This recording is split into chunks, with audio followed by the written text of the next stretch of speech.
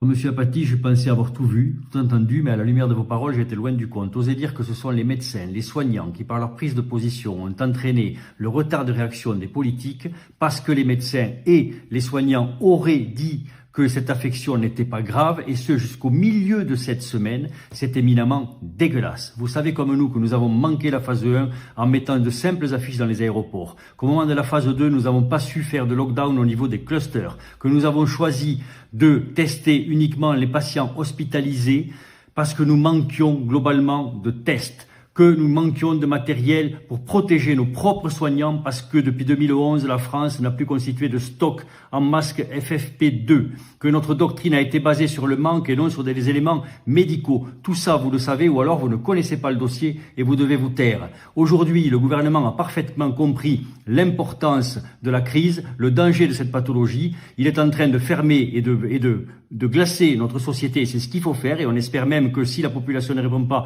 il ira plus loin.